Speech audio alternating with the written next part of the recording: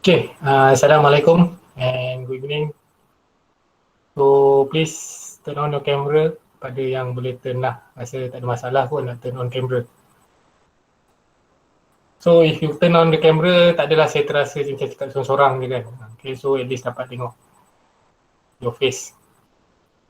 Alright, so for your information, my name is Muhammad Reza Isa. For those who are coming from 4A, I think yang tak kenal saya, maybe yang 3A tak ada masalah. Kalau tak kenal saya tak tahulah. Okay, so actually I'm lecturer di PPP juga lah, di Center of Studies for Construction, but currently I'm having my industrial attachment for 1 year.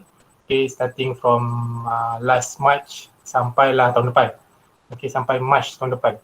Okay, so 1 year punya attachment lah dengan contractor. Okay, so previously I'm the one that taught the subject lah. Okay, CMA 534 ni memang saya ajar daripada silibus lama sampailah ke silibus baru sekarang ni. Okay, so bila saya pergi sambung belajar pula. Bila saya pergi buat industrial attachment ni, Dr. Julita take over. Okay, so dia calculation ni dia tak sempat nak study and saya pun tak sempat nak brief dia. So dia she asked my help lah to cover this specific topic on IBS Core. So that's why saya kena buat malam sebab malam je yang saya free. Siang memang tak sempat lah. So thank you lah yang for those yang boleh commit. So malam ni actually it's an important topic for you lah as IBS Core ni sebenarnya. Okay, not only, I'm not sure keluar exam ke tak, tapi kalau masa zaman saya mengajar memang boleh katakan soalan wajib yang akan keluar lah IBS Core ni calculation. But it's not only for your exam lah kalau keluar lah. Actually it's also important for this topic for your future later on lah. Perhaps as you can see IBS ni dah getting popular dekat Malaysia ni. So I believe in the future you need to calculate your own IBS score lah later on. So all the necessary documents saya dah forward ke Dr. Julita. I hope all of you dah dapat. Ada dapat? Slide dengan table, okay? Ada. Okay, before we start with the lecture, saya nak recap balik lah. Just nak tanya few of you, I believe Dr. Julita dah cover kot. Alright, siapa kat sini ada? Nuruddin je kena, tak nak lah orang lain. Alif Shah Doktor. Alif Shah. Dia tepi pantai gambar macam saya sama. Okay, Alif Shah. Ya, Doktor. Bila IDS diperkenalkan di Malaysia?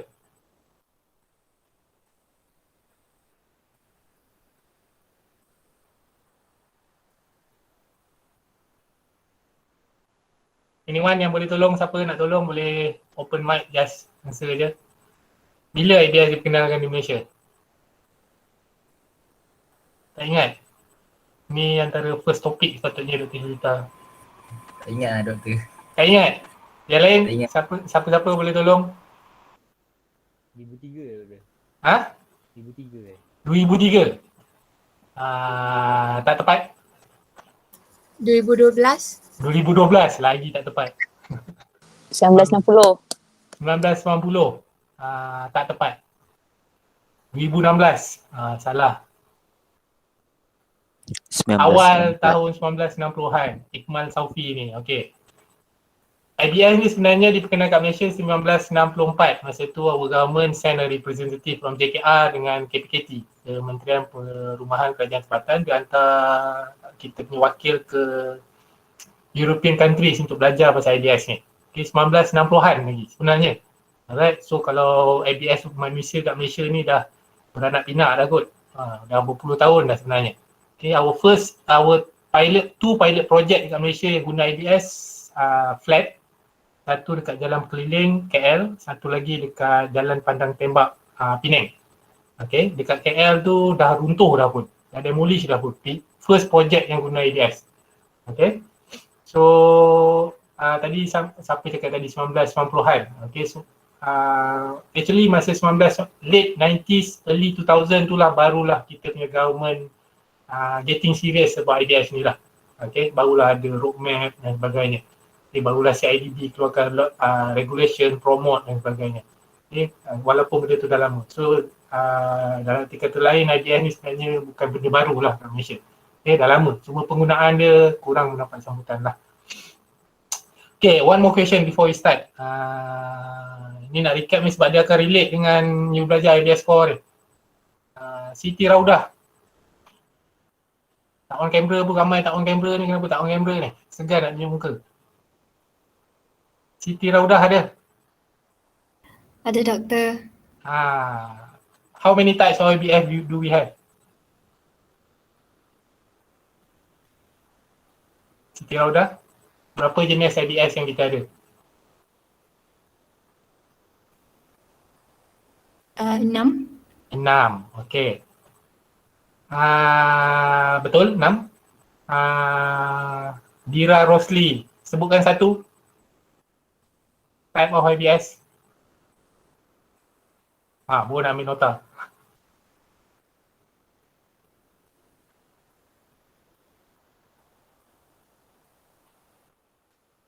Ada 6, satu apa? First. Precast concrete panel. Alright, precast dah sebut. Lagi, Dira?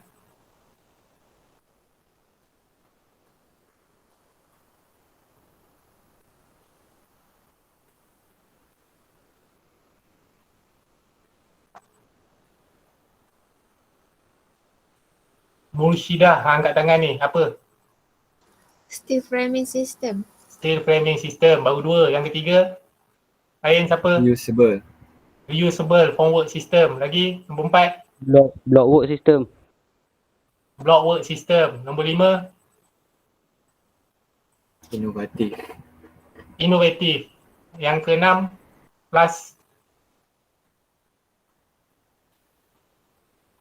Timber framing. timber framing. Alright, itu 6 jenis IBS yang kita ada. Okay, so previously kita ada 5 saja. Yang terbaru yang CIDB masukkan adalah innovative system. Yang tu the latest one lah. Yang I think couple of years ago kot baru CIDB masukkan. Okay, so just refresh lah supaya you aware pasal type of IBS. Sebab nanti bila kita nak belajar IBS core ni nanti you kena tahu jenis-jenis ni. Okay. Alright, saya share screen dulu, lupa dah dalam tak boleh lecture ni. Share screen, share.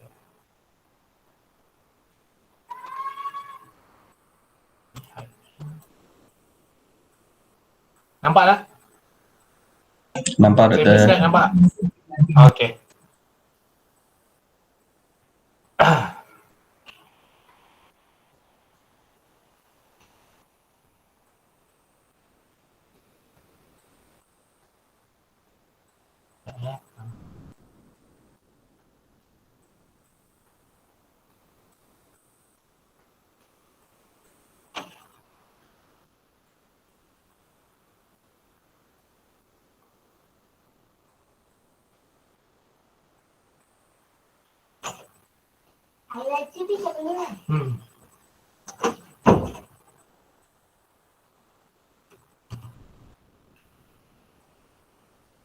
Okay. Alright. So today we are going to cover the topic of IBS content scoring system or IBS score lah. Okay, it's a calculation. Okay, I think Dr. Julita has asked you to prepare with your calculator lah. By the end of today's punya session, we will have a little bit of calculation lah. Okay, on how to apply this IBS content scoring system. Okay, simple calculation, no need to worry, tak ada persamaan algebra ke apa ke, tak ada. Simple math, tambah tolak darat bahagi saja. Okay, tak ada yang complicated sangat lah sebenarnya. So no need to worry. So insyaAllah at the end of today's session, you get a better view lah, understanding on how to calculate the IBS score. Okay, so this is the content that we are going to go through. Firstly, of course, if you want to calculate something, you need to know what you want to calculate. Okay, you kena tahulah apa you nak calculate, apa elemen dia, apa principle dia, apa syarat-syarat dia. So that's the thing that we are going to cover. Okay, saya akan cover objektif IBS score ni apa principle yang you perlu tahu. Okay, macam mana nak calculate, apa elemen you perlu tahu, and some examples yang saya akan tunjukkan. okay, on the IBS Core punya application. Alright, and then before we do the exercises, okay, saya akan share a successful story of adoption of Buildability concept in Singapore. Buildability concept ni sebenarnya IBS juga lah. Okay, sebab I'm not sure Dr. Julita ada mention to you ke tak. IBS ni, terms IBS ni hanya diguna pakai di Malaysia. Okay, Industrialized Building System, only being used in Malaysia. Okay, ada countries dia using different terms. Tapi maksud dia sama, definition dia sama. Okay, buat kat kilang, sampai hantar ke site, pasang, lepas tu pasang. Okay, macam Lego. Okay, certain country dia panggil macam Singapore, dia panggil buildable concept, buildability concept. Okay, macam certain country in Thailand, for example, they call it as a prefabrication technique. Okay, ada certain country dia panggil MMC. Okay, modern method of construction. Okay, terms dia berbeza tapi maksud dia sama. Okay, idea dia sama. Okay, buat kat kilang, hantar ke site, transport it and then install on site. Okay, so kat Malaysia saja kita guna terms IBS ni lah sebenarnya. So kita akan tengok macam mana Singapore ni boleh berjaya. Okay, menggunakan teknologi IBS ni ataupun method of IBS.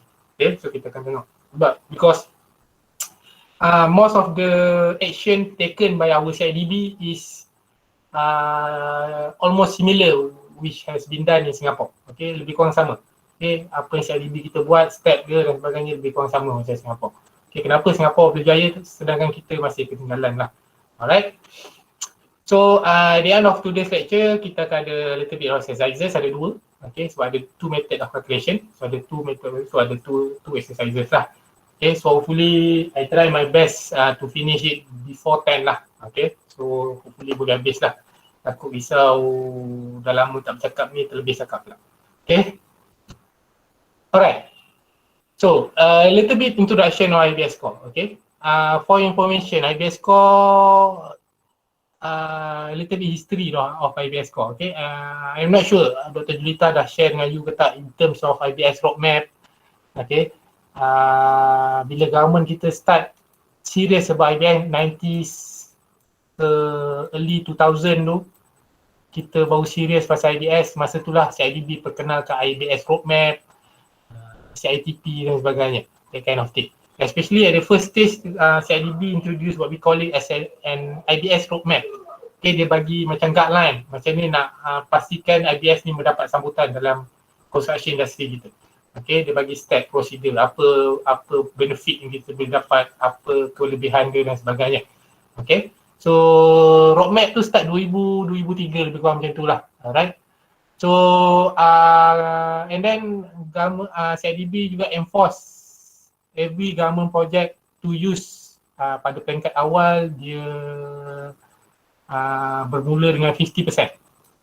Okay, maksudnya setiap government project yang bernilai 10 juta ke atas kena guna 50% IBS. Okay, pada peringkat awal. Okay, selepas tu sekarang ni dia naik pada 70%. Okay, yang ni latest lah, 70% ni yang terbaru. Okay, so means that every government project with a value of 10 million and above, they need to use at least 70% of IBS. Okay, itu regulation. Okay, tapi sayangnya tak capai pun sebenarnya. Okay, kalau tengok dalam report CIDP, Construction Industry Transformation Program, okay, you boleh Google nanti later, you boleh tengok dalam CIDP tu. Hanya 24% saja projek government yang capai 70%. Okay, walaupun dia dah wajib tapi still kontraktor tak ikut. Enforcement kita masih lemah lah in terms of implementation of IBS ni, I can say. Okay, walaupun benda tu dah wajib dan make it compulsory dan sebagainya. Alright. Okay, so in this case, bila government kita keluarkan regulation macam ni 50%, 70% ni, diorang find identify something missing. Okay, whereby how they going to determine 50% ni or 70% ni? Okay, macam mana nak tahu? Okay, takkan nak pergi site visit, nak check kontraktor guna 50% ke tak, 70% ke tak, dia pergi site, dia tanya project manager contoh. Okay, do you use IBS? Yes. How many you use IBS? Around 80%? Okay, so orang CIDB tanya, macam mana you tahu 80%? Okay, dia just cerita je. Tak ada proper guideline, proper ataupun systematic guideline. So that's why government kita ataupun CIDB introduce this IBS score ataupun IBS content scoring system pada April 2005. Okay, inilah peringkat awal pengenalan IBS Core dekat Malaysia, April 2005. Okay, dengan adanya IBS Content Scoring System ni atau IBS Core ni, dia jadi satu guideline. Okay, so untuk kontraktor kira berapa banyak dia orang pakai IBS. Okay, so tak adalah dia boleh buat, dia just buat assumption dan sebagainya. Dia dah ada guideline dah sekarang ni. Okay, so selepas 2005 ni, CIDB revise pada 2010. Okay, ada perubahan yang diorang buat. Nanti saya akan tunjuklah apa perubahan yang dibuat oleh CIDB. 2010 CIDB revise. Okay, and the latest revision that has been done by CIDB is 2018. Okay, 2018 ni, ini adalah yang terbaru lah. Okay, so dah 2 kali lah CIDB revise this IBS Content Scoring System. Okay, 2018 ni the latest. Okay, saya boleh tunjuk kat you all. Ada yang boleh join. Mana dia? Okay, this manual. Okay, ini you boleh dapat free. You boleh Google dalam website CIDB, memang boleh jumpa lah. Okay, kalau tak jumpa saya tak tahu nak cakap apa. Okay, saya tak nak bagi ni. Saya dah bagi yang table tu je, cukup lah. In fact dalam nota semuanya saya ambil daripada buku ni lah. Okay, takutkan you baca buku ni kan takut lagi complicated sebab dia detail. Saya dah simplify lah dalam nota. Okay, so this is the latest lah, 2018 as you can see here. Okay, dalam manual ni, dia panggil manual ataupun Construction Industry Standard CIS 18 2018. Ini yang the latest, so saya ajar you all ni based on the latest version lah of IBS Core ni. Okay, so dalam manual ni ada everything lah. Okay, dah ada dia punya principle dan sebagainya. So which I dah simplify dalam nota tu. Okay.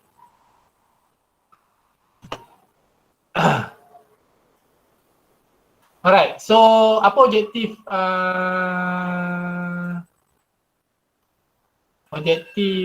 IBS Core ni? Dia nak provide a well-structured assessment system for the IBS Core, as I mentioned earlier. Previously, we don't have any assessment system, guideline.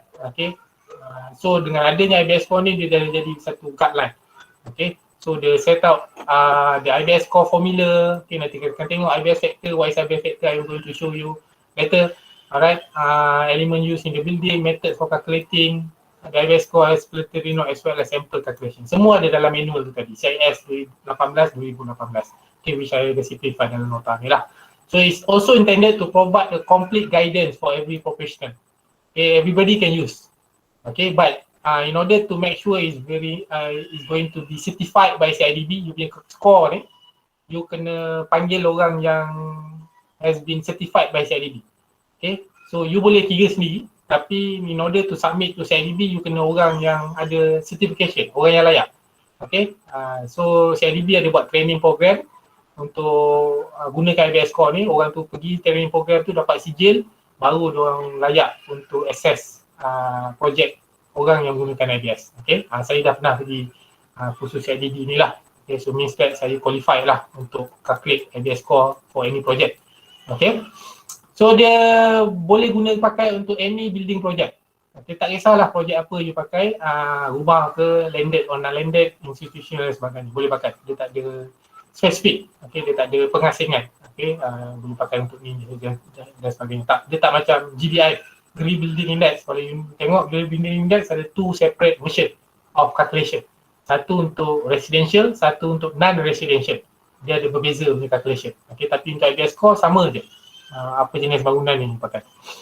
Okay, so that's the objective of introducing the IBS Core in our Malaysian construction industry. Okay, next we are going to talk about the principles of IBS Core. Okay, benda-benda ni you kena tahu. Sebab benda-benda ni you kena ada dalam projek you, baru you boleh guna IBS Core ni. Okay. Okay, there are basically 4 principles in this new version of IBS Core ni, 2018 new version. Okay, sebelum ni ada 5. Okay, 2005 ni ada 5 version, 5 principles. Masa 2010 ni pun ada 5 principle. Tapi sekarang ni dah tinggal 4. Okay, apa yang tak ada nanti saya beritahu. Okay, yang pertama, principles dia mestilah usage of IBS component. Maksudnya dalam projek you mesti ada penggunaan IBS. Walaupun sikit. Okay, kalau you pakai 100% traditional method of construction, tak ada IBS, so tak boleh lah pakai IBS Core. Okay, itu dia punya syarat dia lah, syarat yang pertama. Okay. Yang kedua, Okay, mesti ada utilization standardized component based on Malaysian Standard 1064. Okay, kalau you perasan IBS ni sebenarnya lebih kepada standardization. Okay, sizing of the component, connection details dia semua nak standardize kan kalau boleh. Okay, column, size column kalau boleh standardize kan. Alright, column, size beam kalau boleh nak standardize kan.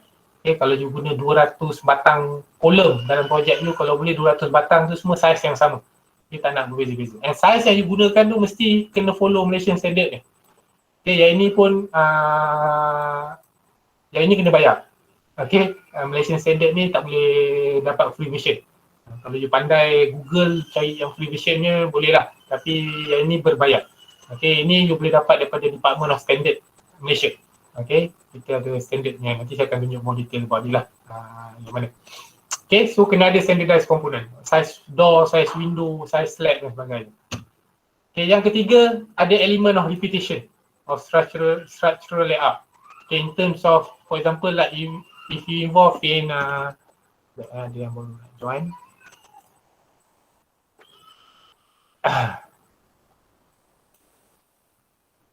Okay.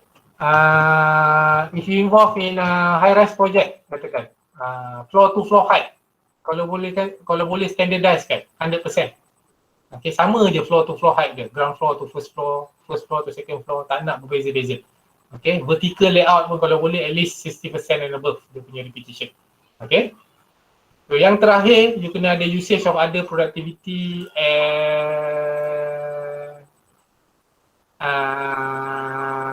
enhancing solutions such as volumetric modular units, beam ataupun modular coordination.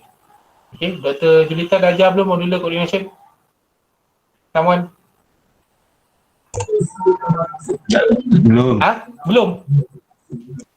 Sepatutnya kena belajar dulu modular coordination ni baru boleh belajar IBS core ni. Okay, tak apa. Saya just brief you what is modular coordination.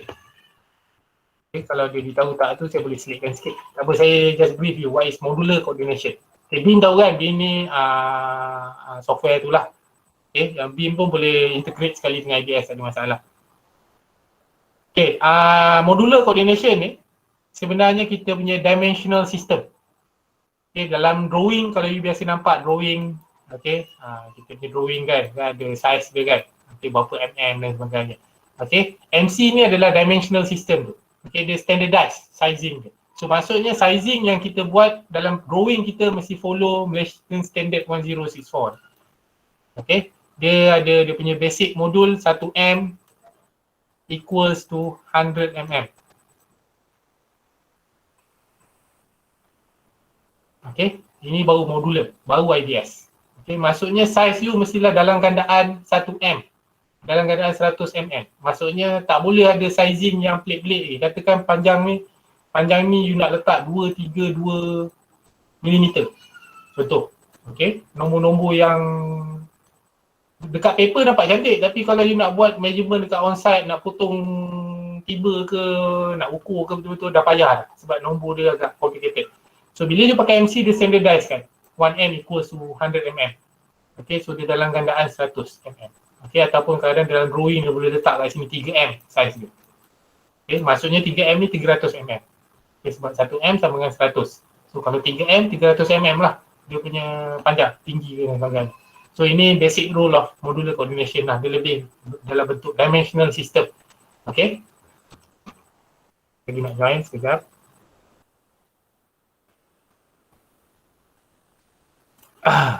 Okay, itu secara kasarnya lah modular coordination. Okay, dia dimensional system sebenarnya. Okay, so bila you nak pakai IBS, you kena pakai drawing yang menggunakan dimensional system, MC ni. Okay, so itu dia punya basic atau rule of thumb. And sebenarnya MC ni dah dimasukkan dalam UBBL, Uniform Building Bylaw. Maksudnya sepatutnya every drawing dekat Malaysia wajib dah pakai MC. Sepatutnya. Okay, tapi again unfortunately we are lacking in terms of kita punya implementation kita fail.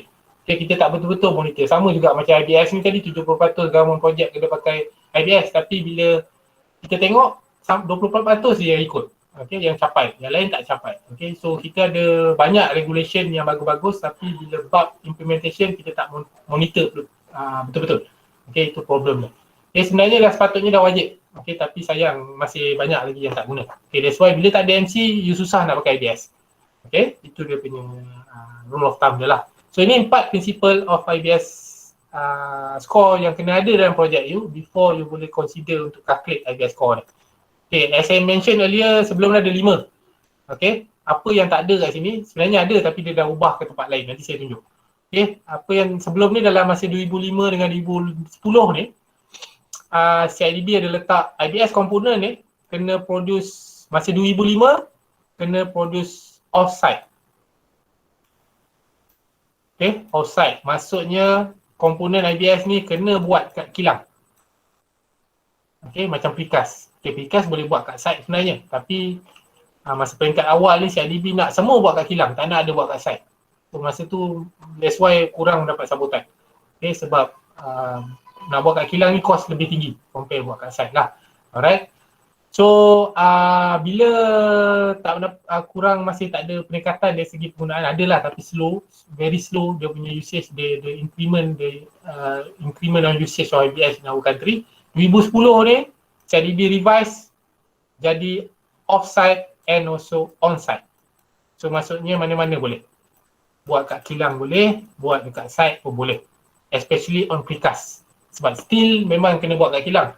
Kita tak boleh buat steel dekat site, susah. Okay, sebab dia memang kena go through certain proses yang hanya kilang saja boleh buat. Precast kita boleh buat kat site. Kalau site kita ada space yang besar dan sebagainya. Okay, so tak semestinya buat kat kilang saja precast. Okay, so masa 2010 CIDB revise. Okay, jadi kan ada pilihan, tak kisah mana-mana. 2018 pun masih maintain sebenarnya on-site dan off-site, cuma dia tak letak kat sini, dia ada tempat lain, nanti saya tunjuk. Okay. Alright, ni saya mention earlier, IBS score ni boleh guna mana-mana, categories of building. Okay, tak kisahlah you terlibat dengan projek residential landed or non-landed, commercial building ke, industrial building ke, or institutional building ke, you boleh guna IBS score ni, tak ada limit mana-mana. Okay, so itu basic.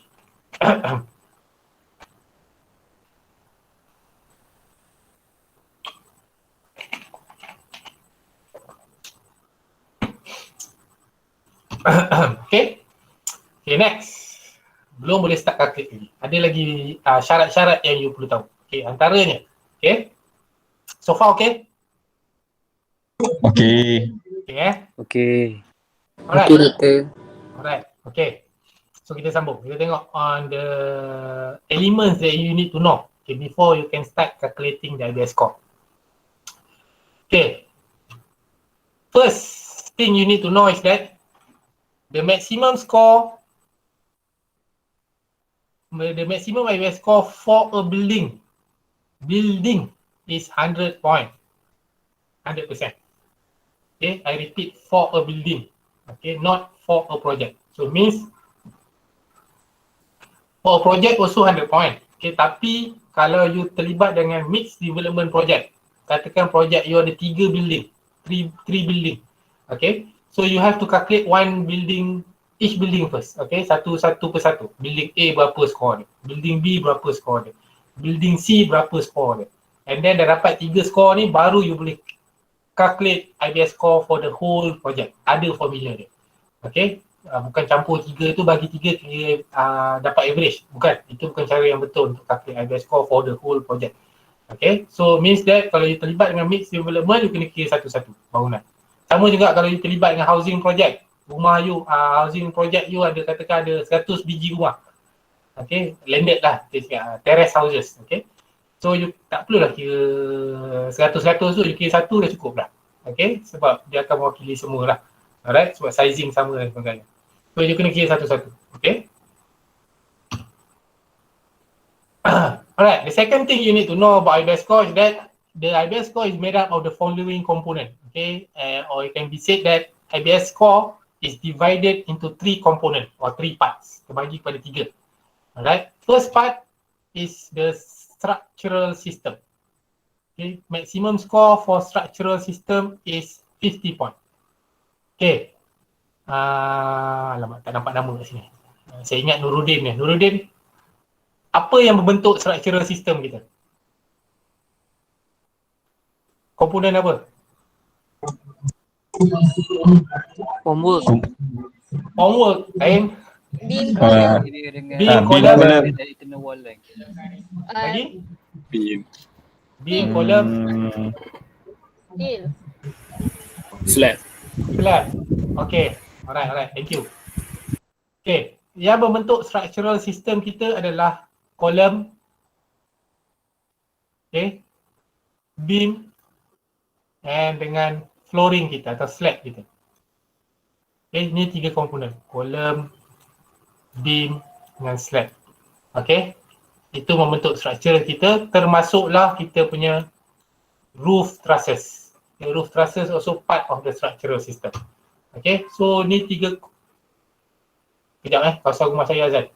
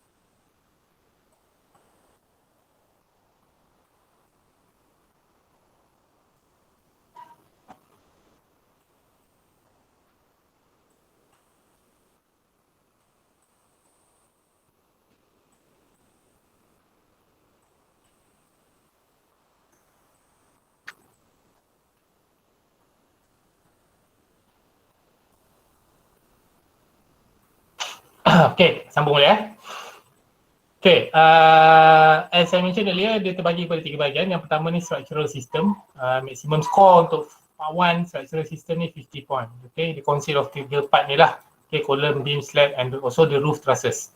Okay, so you need to determine apa jenis column you pakai, beam you pakai, slab you pakai, also roof trusses you. Okay, for part 2 is the wall system. Okay, and the maximum for part 2 is 20 point. Ada juga baru nak join.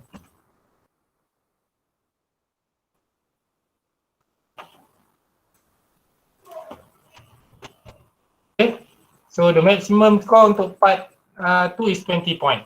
Okay, ini kita punya wall system can be precast concrete panel ke glass ke dry partition or block work. Okay, tengoklah jenis wall yang kita pakai apa. Sama ada dinding luar atau dinding dalam. Okay, dua-dua jenis ni kita kena tahu. And the last part is other simplified construction solution. Okay, yang ni maximum score dia 30. Okay, yang ni lah kat sini yang kita tengok tadi, standardization. Okay, yang ikut follow standard size daripada Malaysian Standard 1064. Kalau ada repetition, kalau kita pakai beam tadi. Okay, kalau kita pakai modular coordination. Okay, kalau kita ada pakai modular unit macam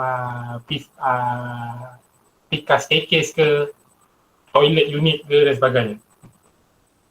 Okay, so this is the weightage. Okay, 50, 20, 30. Yang ni the latest lah, masa 2000, pada peringkat awal 2005 dulu, weightage dia 50, 30, 20 sebelum ni. Okay, tapi sekarang dah ubah jadi 50, 20, 30. Okay. So each part ni have their own reference table. Okay, table 1 dia ada reference table dia. Nak apa guna reference table tu? Nak determine IBS factor. Okay, saya dah bagi reference table tu dekat Dr. Julita. I think you pun dah dapat. Okay, nanti saya akan bagi kat situ. Alright, and table tu juga diguna pakai untuk determine IBS factor. Okay, what is IBS factor? Nanti saya akan explain. Alright, so table untuk part 3 digunakan table 3, table 3 tu. Tapi table 3 tu dia panggil direct point. Maksudnya you refer to table 3 directly, you akan dapat score you berapa. Okay, ini direct point dipanggil. So part 3 ni dia kat situ dah ada scoring dia. Tapi untuk part 2, part 1 dan part 2 ni you ada kena buat calculation. Panjang sikit lah jalan cerita dia. Okay, compare to part 3. Alright, so weightage dia 50, 20, 30. Okay, so apa dia IBS factor ni?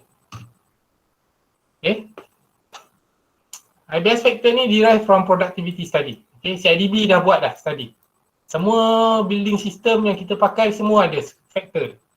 Okay, kita pakai precast ke, kita pakai steel ke, kita pakai timber ke, kita pakai innovative system ke, ada dia punya factor.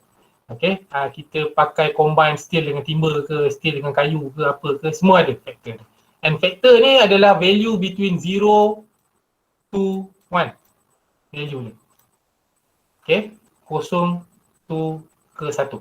1 paling tinggi. Maksudnya the more you use IBS, the higher the factor is. Okay, so as I mentioned, given to each building system.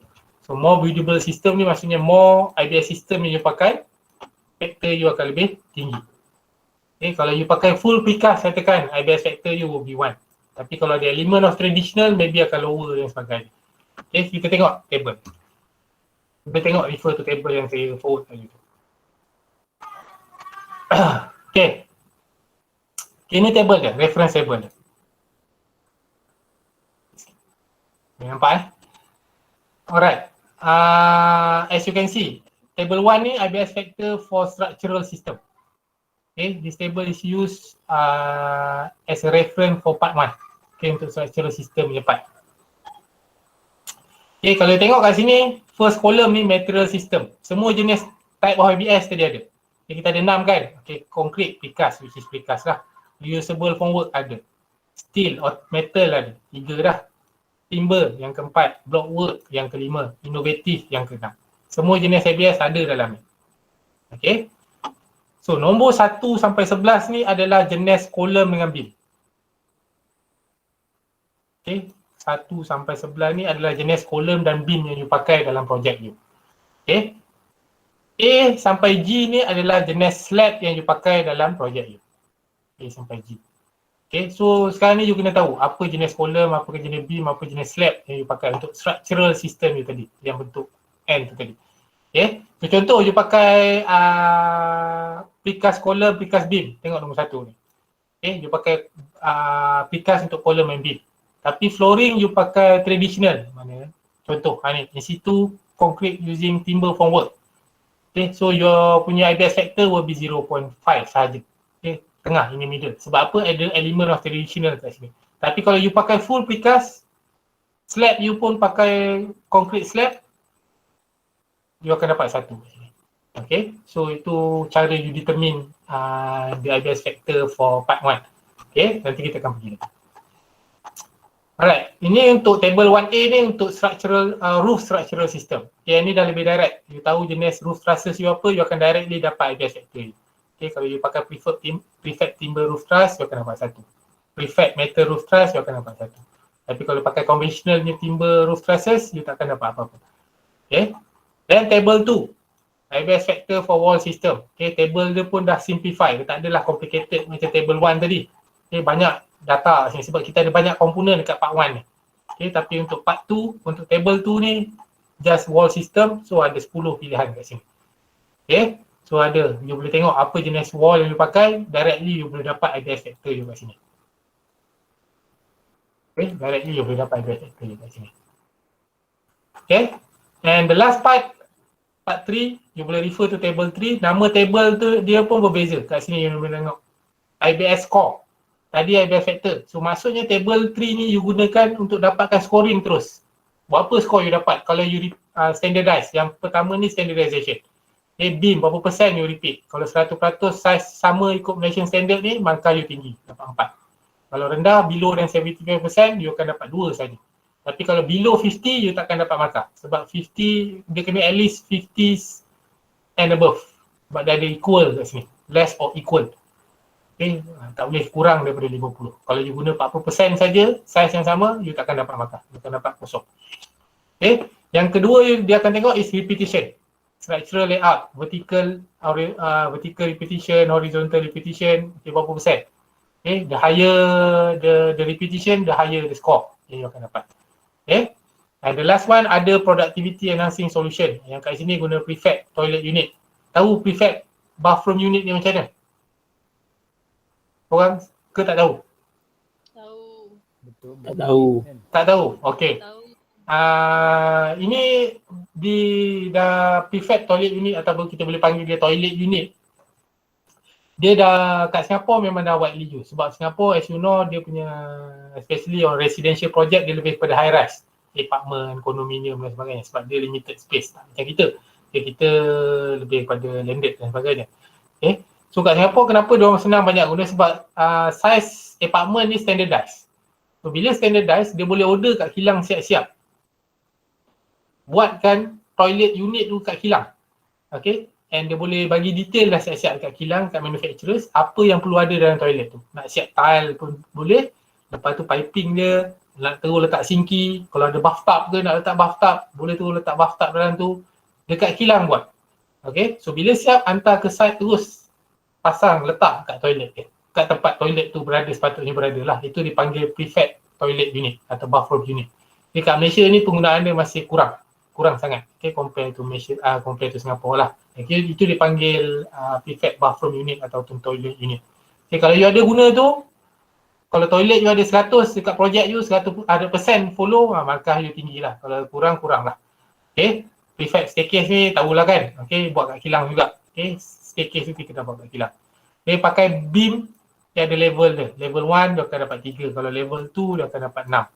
Okay, kalau you pakai modular grid lines, yang ni tadi MC, modular coordination tadi. Okay, lebih daripada 50% you follow modular coordination, you akan dapat 4. Kurang daripada tu, you akan dapat 0. Okay, so that's reference table yang you kena refer when you want to calculate the IBS score. Okay. Okay, so far okay? Okay? Okay there. Okay, doktor. Alright, ini contoh dalam bentuk diagram lah. Ini structural system using precast. Okay, saya bagi contoh. Okay, precast beam, precast column, precast plank atau flooring system kita pakai precast. So means that full precast. So IBS factor kita akan 1. Okay, tapi kalau you ada combination of precast and also cast in situ, maksudnya ada traditional method dalam you punya construction of the structural system, you punya IBS factor akan kurang. Okay. Kalau you tengok kat sini, column dengan beam dia pakai traditional method. Okay, flooring system saja dia pakai precast which is hollow core slab. So your IBS factor you 0.6, rendah. Okay, turun. Okay, untuk steel construction, kalau pakai full steel, Okay, flooring system pun pakai steel, column and beam pun pakai steel, IBS factor you 1. Okay, itu yang you perlu tahulah. Okay, so yang ketiga. Yang pertama tadi maximum score untuk bangunan for a building is 100 point. Yang kedua, IBS score ni terbagi kepada 3 bahagian.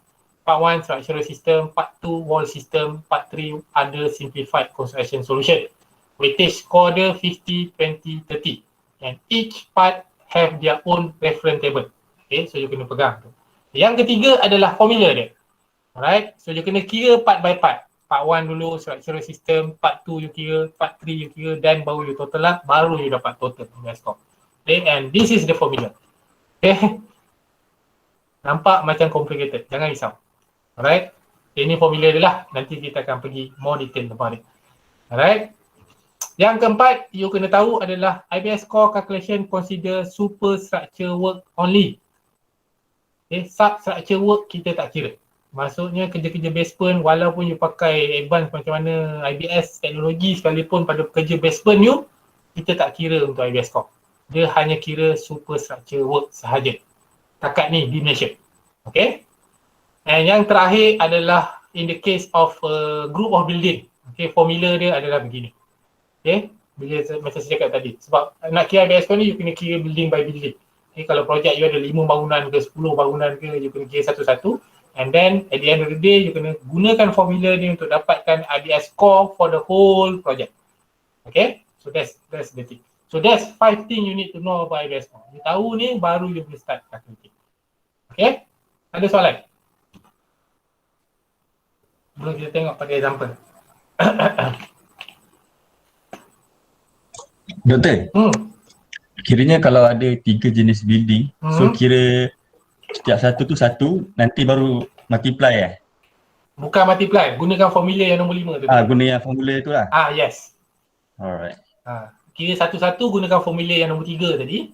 Bila dah dapat Kira semua, the whole project baru pakai formula yang kelima. Okay. Okay? Alright.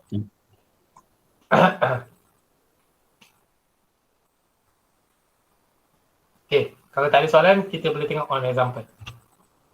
Okay, ada 2 example yang saya sediakan kat sini. Yang pertama ni adalah simple project, small project, is a transformation project ataupun refurbishment project lah daripada old automotive workshop ni kepada UEM Academic and IBS Center.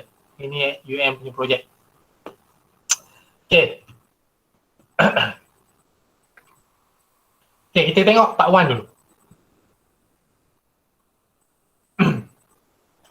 Okay, nak calculate IBS score ni, sebelum you boleh calculate, you kena ada 2 benda ni. Area dengan length. Okay, untuk structural system, you kena ada area dulu. Length ni nanti saya akan tunjuk.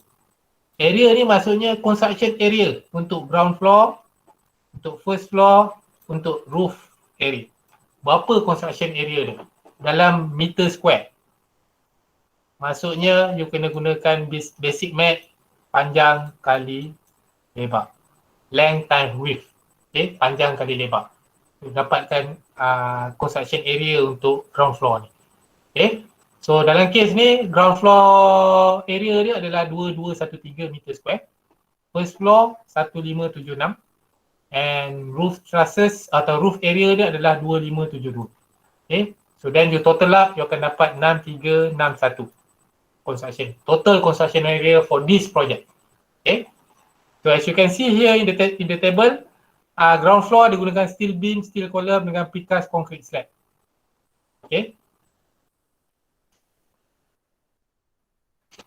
Boleh tengok balik table tadi. Okay, dia guna apa tadi? Lupa dah.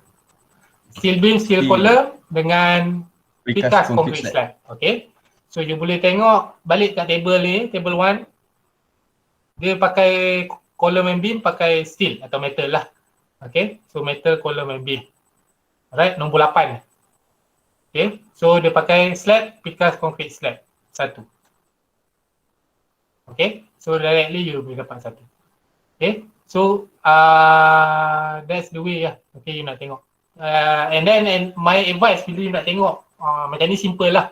Okay, ada nanti dalam exercise nanti dia bagi a few different type of structural system. Okay, maybe you confused. Okay, my advice bila you nak determine IBS factor, untuk structural system ni, sebab dia banyak komponen, you tengok satu-satu dulu. Okay, first you tengok column dulu. Okay, contoh, you tengok column dulu. Alright, so contoh you pakai precast column untuk projek you. Okay, nombor 1 precast column, nombor 2 precast column, nombor 3 precast column. Nombor 4 ni dia dah pakai lain dah. Okay, nombor 4, nombor 5 dah pakai lain, 6, 7. Yang ni of course lain lah sebab kita pakai precast. So nombor 3 sampai 7 ni you dah boleh reject sebab bukan kolom kita. Okay, nombor 1 dan 2. So you dah kecilkan skop pilihan ni. And then after that you pilih pula, you tengok pula jenis beam ni. Contohlah, dalam beam you pakai reusable formwork. Okay, so nombor 2 reusable formwork. So nombor 1 ni dah boleh reject. So IBS factor you akan berada di line nombor 2 ni saja. Okay, dalam ada 7 pilihan ni, mana satu you nak pilih, you tengok pula jenis slab you atau flooring system you. Katakan you pakai steel flooring system. Okay, you tarik bawah, you stop kat sini, dapatlah 0.8. Contoh ni. Okay, so that's the thing. Satu-satu tengok. So dalam example tadi, dia pakai metal column, steel column, steel beam dengan precast concrete slab, IBS factor dia 1. Itu untuk ground floor. Okay, untuk first floor, okay, dia masih pakai yang sama, steel beam and steel column. Kenapa tak kat sini no floor? Anyone? Bangunan ni 2 tingkat. Tingkat atas biasanya ada floor lagi ke atas kita tu? Ada. Dia dah ceiling kan? That's why ada no floor kat sini. And that's why kalau you tengok kat sini, ujung ni, dekat G ni no slab atau no floor. Okay? Ini IBS factor dia 1. Sama, nasib baik sama. Okay? Kalau kadang-kadang dia berbeza sikit. Tengok jenis lah. Okay? So, whatever it is, the right way untuk tingkat paling atas, you kena tengok dekat flooring system you kena tengok dekat G ni. No slab atau no floor. Okay? So, you akan dapat 1 juga. Okay? Preferred metal roof truss. Dia pakai metal roof truss 1 juga. Okay? So, you masuk ke dalam tu. Alright? So, dah dapat IBS factor ni. Next, apa yang you buat dalam kolom coverage ni adalah you ambil ground floor area ni, 2213 ni, 2213 ni, alright, divide by total construction area. Bahagi dengan total construction area, 6361, you akan dapat satu value, 0.34. Okay, repeat untuk first floor, 1576 ni, bahagi dengan total construction area, 6361, you akan dapat satu value. Roof area ni, 2572, bahagi lagi dengan total construction area, you akan dapat 0.4. Okay, so you totalkan ketiga-tiga ni, make sure dapat 1 kat sini. Okay, so ini first cara you nak check calculation you betul ke tak. Okay, make sure kat sini, bila total lah kat coverage punya section ni, kolom ni, mesti dapat 1. Okay, kalau dapat lebih daripada 1, kurang daripada 1, ada something wrong lah dengan calculation ni. You kena double check. Tapi bila you bundarkan titik perpuluhan kat sini tu, carefully lah. Okay, kalau 0.99 ke 1.01 ke, lari tak jauh tak apa. Okay, tapi adjust lah bagi dia dapat 1.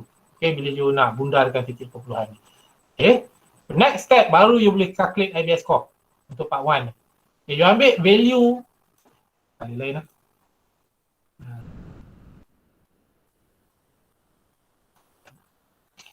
Okay, you ambil value coverage ni, 0.34 ni, you darabkan dengan IBS factor 1, and then you darabkan dengan 50. Kenapa 50? Structural element 50%. Yes, sebab part 1 maximum score dia adalah 50. That's why you kena times 50. Okay, so you akan dapat kat sini 17. Repeat untuk first floor, ambil coverage ni 0.25 times IBS factor 1 times maximum score part 1 50. You akan dapat 12.5. Okay, repeat balik untuk roof 0.4 ni times IBS factor times maximum score untuk part 1 which is 50. You akan dapat 20. And then you total up ketiga-tiga ni untuk part 1 project ni you dapat 49.5. Okay, ada soalan untuk part 1? Awesome. Senang tak? Senang. Mudah difahami. Mudah difahami. Difahami. Terima kasih. Okay, lepas ni kita buat exercise, kita tengok faham ke tak faham. Okay, for your information, ada 3 part kita nak kena kira. Yang part 1 ni je yang little bit complicated. Okay, kalau you faham part 1 ni, part 2, part 3 tak ada masalah you nak calculate. Sebab apa complicated sikit? Sebab IBS vector ni tadi, kita ada banyak komponen ni. Okay, bila wall system dah senang dah. Okay, so kita tengok wall system. Okay, wall system kita ada dua jenis wall. External dengan internal wall. Dinding luar, dinding dalam. So untuk projek kita, untuk projek ni dia menggunakan, dia using a lot of type of wall. Okay, ada 4 jenis untuk external wall, ada 4 jenis untuk internal wall. Okay, contoh dinding luar. Okay, kita ambil dinding luar ni.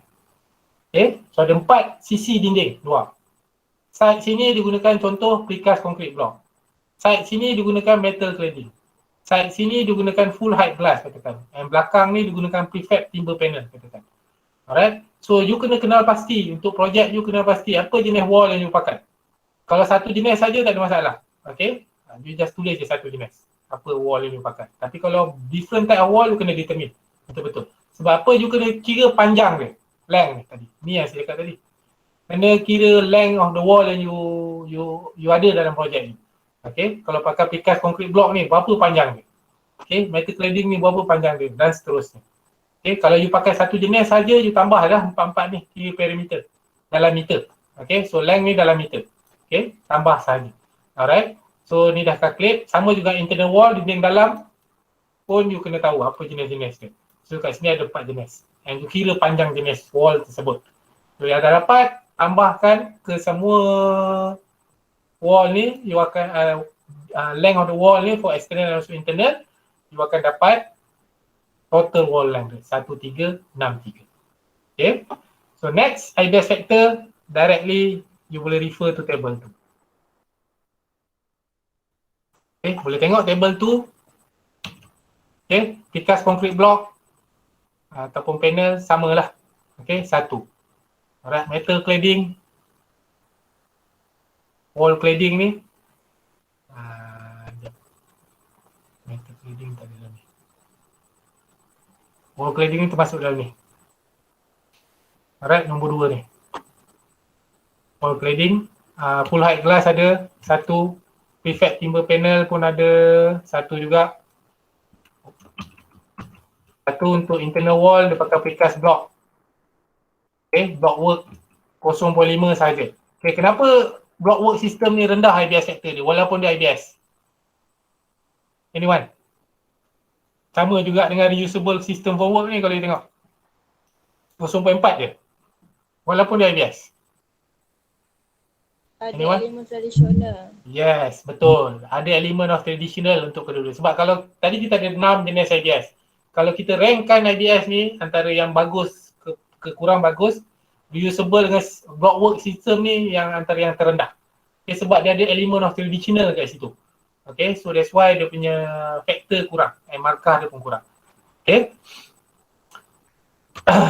Alright, ada drywall kat sini. 1, kita ada metal cladding tadi sama, prefab timber sama. Okay, so directly. So kalau you tengok kat sini semua directly you boleh dapat daripada table. Okay, kalau tak ada dalam table ni, you boleh refer to CIDB. So dia ada dalam additional note. Tak mention dalam table tu ni atau table mana-mana, you boleh refer to CIDB. Okay. Ni saya cakap tadi, precast concrete include product factory precasting or site precasting. Okay, kalau tadi dia letak pada peringkat awal, dia sekarang dia letak dalam table ni. So maksudnya produk ataupun komponen IBS you boleh buat kat kilang ataupun kat site. Tak semestinya dekat kilang sahaja. Okay. Okay, dah dapat IBS factor tu. Selepas tu yang lain-lain proses dia adalah sama macam tadi. Okay. Coverage ni, you ambil panjang untuk precast concrete block ni 108 ni, you bahagikan dengan total wall length ni. Okay, 1363 you akan dapat satu value. Okay, repeat semua proses dia. Sama juga dengan internal wall, repeat setiap panjang wall ni you kena bahagikan dengan total wall length, panjang keseluruhan dinding.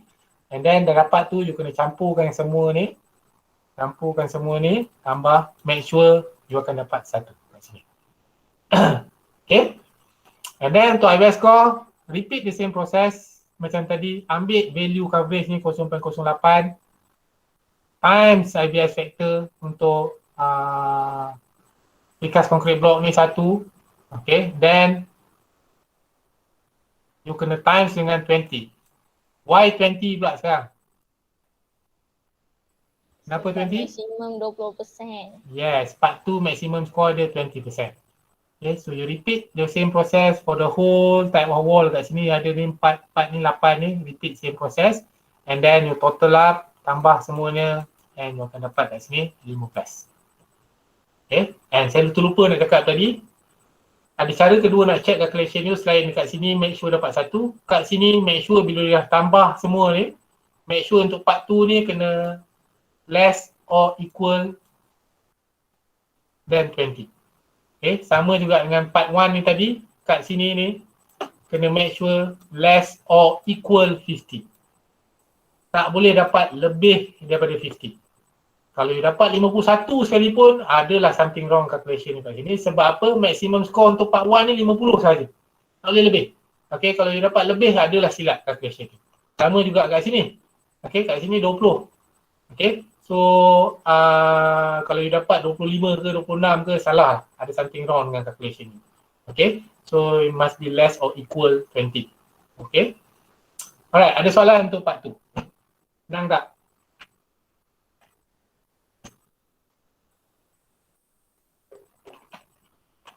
Boleh? So far boleh doktor. Boleh doktor. Okay, kita move to the last part. Okay, last part which is part 3 ada simplified construction solution. Ada 3 bahagian, 3 elemen kat sini. Standardized component, repetition dengan ada simplified construction solution tadilah. Okay, untuk projek ni, beam, column, slab, door, window semuanya more than 75%. Repetition dia pun more than 75%. And dia pakai prefab toilet dengan prefab staircases. Okay, so you boleh refer to table 3. Okay, dia dah bagi point terus kat sini. Semua lebih 75%, so markah dia semuanya 4. As you can see here. Okay, kalau less than 75 and above 50, markah dia 2. Okay, so directly you ambil, letak dalam ni. Okay, repetition of structural layout. So, sebab bangunan ni is a 2-story building. So, you tengok kat sini repetition ni ada 2 bahagian, A dengan B. Yang ini untuk high rise project, 2 tingkat dan ke atas, 10 tingkat, 3 tingkat, 5 tingkat ke. Yang ini untuk 1 atau 2 tingkat saja. So, kita tengok yang bawah ni, yang B. Sebab bangunan kita 2 tingkat saja. So, dia punya repetition kat sini 6 sebab dia punya 75%, sorry. 6 markah. So, dia pakai prefab toilet dengan staircase 2. Ini pun kita assume 75% juga lah. So 2. So you total up. Terusnya, tambahkan terusnya bahagian ni. Okay, you akan dapat kat sini kalau tengok 30. Alright. Untuk part 3 ni, for information, you boleh dapat lebih daripada 30 sebenarnya. Kalau semua komponen ni lebih 100%, lepas tu kat sini you ada tambah beam pula, ada tambah yang modular coordination pula ke contohnya. Okay. So boleh dapat lebih 30, tapi you boleh letak 30 saja.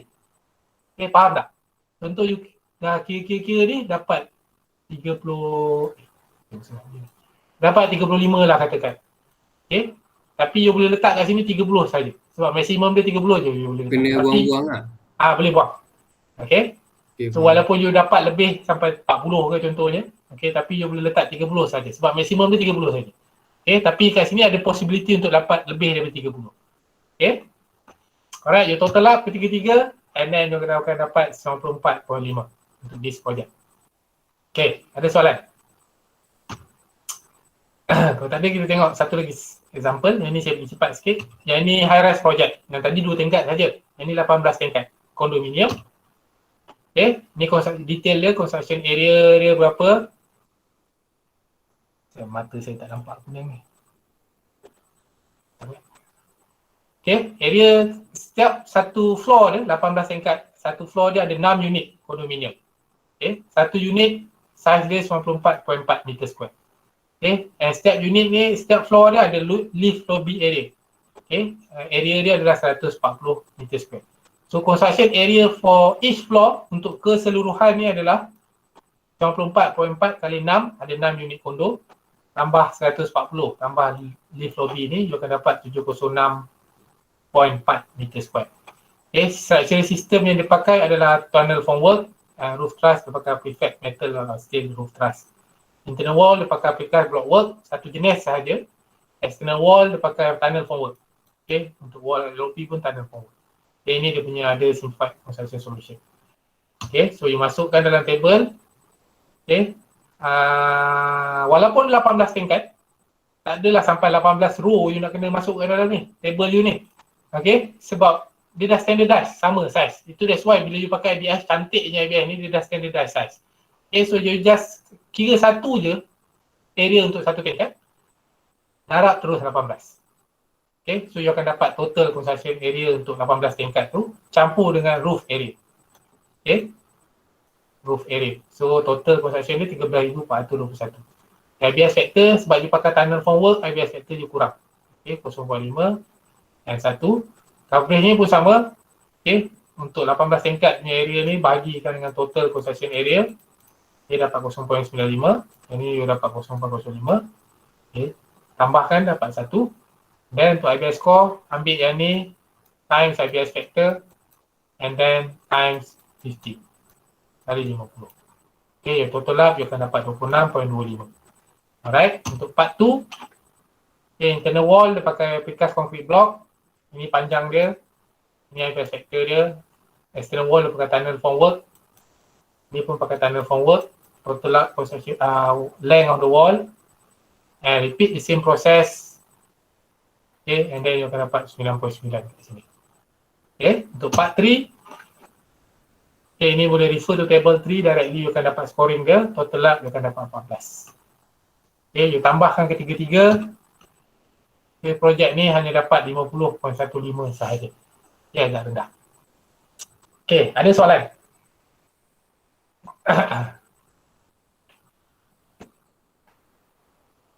Tak ada. Boleh lah, lepas ni kita buat exercise. Sebelum tu, kita tengok dulu. Ini jalan share dengan you all lah. Okay, the successful adoption of BDPG concept or IBS punya, IBS lah sebenarnya kat Singapore. Okay, macam mana Singapore buat? Okay, as I mentioned earlier, apa yang Singapore buat, apa yang Malaysia buat, mostly similarly, almost similar to Singapore. Okay, pada bidang di Singapore. Okay, so the concept of buildability ni ataupun IBS ni diperkenalkan di Malaysia in 1991, 1991 oleh CIDB of Singapore lah. Masa tu nama dia, Singapore pun pakai CIDB masa tu. Sekarang ni dia orang dah tukar jadi Building Control Authority, BCA. Okay, so sekarang ni BCA lah di Singapore. So masa 1991 dia perkenalkan IBS ni.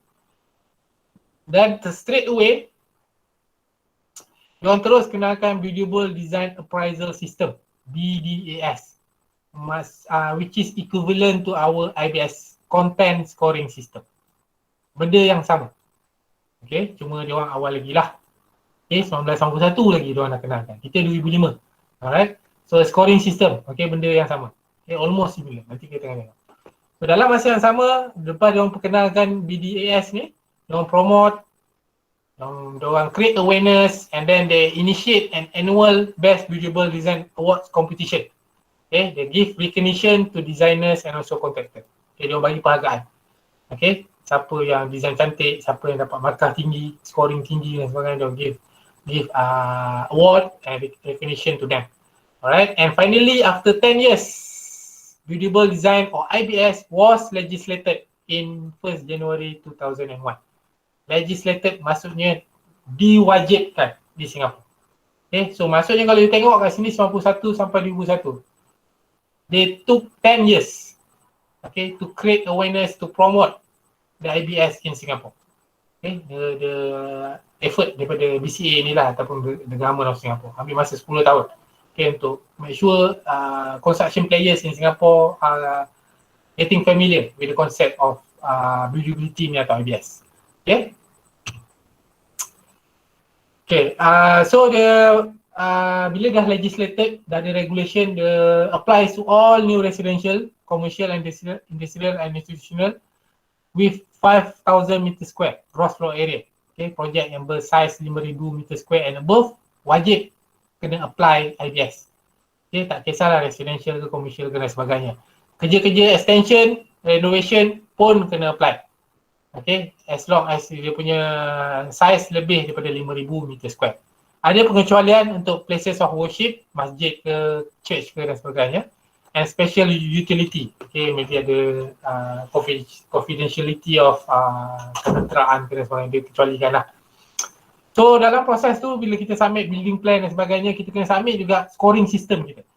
Okay, itu bezanya kita dengan Singapore. Okay, dia ada scoring system whereby dia ada certain requirement, minimum score dia. Okay, projek ni kena berapa skor dia, projek ni kena berapa skor dia. Okay, kita tengok, yang tu yang kita tak ada kat Malaysia.